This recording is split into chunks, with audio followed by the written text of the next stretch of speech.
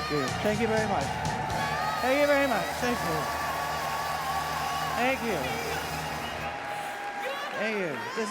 Thank you. Thank you. Yeah. I don't have a check for $1 million in here. In fact, this is probably the cheapest HRC dinner I've been to in a long time. This is a bit overwhelming. You know, I'm just a farm boy from Idaho. You don't really have to stand there. You may if you'd like. These people are all really special to me. There are so many people out there that are very special. I don't do any of this alone. I'm just one cog, you know, in the wheel. It's just, it means a lot to me. There are two people in my life that I should probably thank or I wouldn't be here. One is going to surprise you because it's my ex-wife.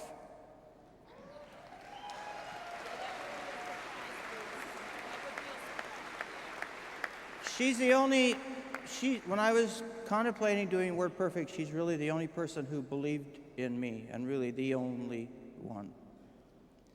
The other person who's pushing and nudging and at times quiet bitching is Michael Marriott.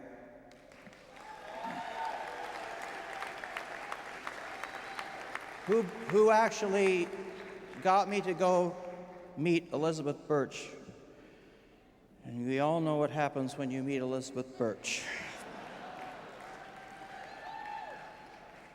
Many times I've been asked why I do what I do. Why do I give so much money to HRC? Or why do I do what I do for other things? Why do so many of us do what we do? That's really a very personal question. It's like, why do we keep living? What motivates us in life? I believe we all have different answers for why we do what we do. None of them are right, none of them are wrong. They're us. They're what make us who we are. My basic belief in life is that we are here to learn about love. We're here to learn about human caring, charity, if you want to call it karma, the golden rule, but doing good, that's what we're here for. I believe that love is the strongest, most life-changing force on the earth. It is also the most difficult to learn and understand in its complexity. There are many interpretations, levels, and degrees of love. All are good. It's important, though, I believe, to recognize that the opposite of love is not hate. The opposite of love is fear.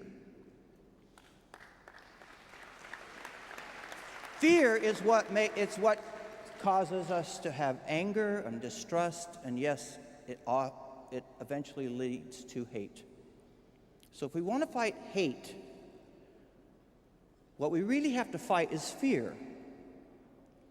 So how do we fight fear? Sometimes with education, yes, but always, always with truth. My favorite scripture, I grew up as a Mormon, which is why I hate anyway. I did study the scriptures a lot when I was growing up. My favorite scripture reads, know the truth, and the truth will set you free. But free from what? Free from ignorance? Maybe. Free from others treating you badly? Probably not. That scripture is really deep and meaningful, and it has probably a different meaning to each of us. But for me, that means truth will set you free from hate. Your hate. Truth will set you free from fear, your fear. Truth will open a door so you can really understand and develop unconditional love for yourself and for other people. When I was asked why I gave $1 million to the No on 8 campaign in California, my answer was, I want to level the playing field. By that I meant I want our side to have enough money to openly and honestly tell our story.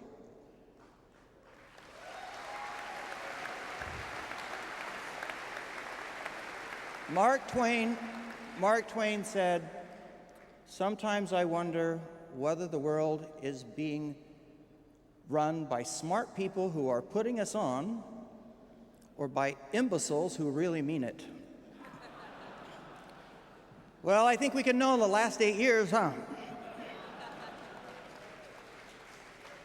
I do believe, however, that most people are smart enough to recognize the truth, but they need to hear the truth. I also believe that there is great power within each of us as individuals. That power is often linked to the choices we make. Sometimes just by saying, yes, I'm gay, or yes, I do believe in full equality for LGBT Americans. Sometimes just saying the truth really has an effect on people who will listen to you. I think too often we underestimate the power we have by being our true selves and by standing up for who we are and what we believe. If you had told me 10 years ago that I would be standing here tonight accepting an award from an organization that I really didn't know much about 10 years ago, I would have told you you're crazy. There's nothing I could do to ever deserve that.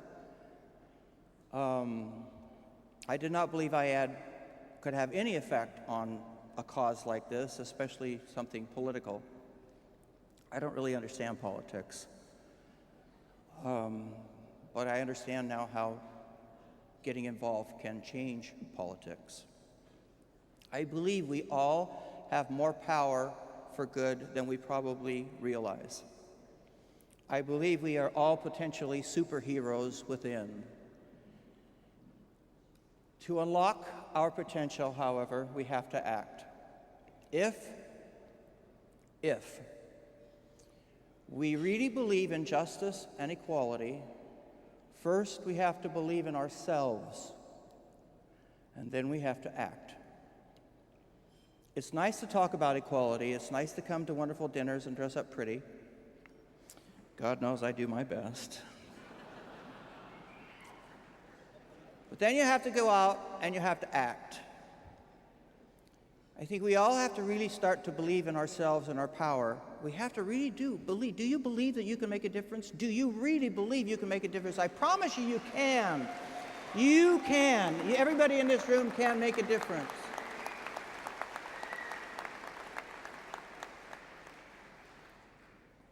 Sometimes people come up to me, I'm almost done, I promise. Sometimes people come up to me and say, you know what, I'd really like to do this, or this really excites me, but you know, I'm afraid I'd just fail anyway.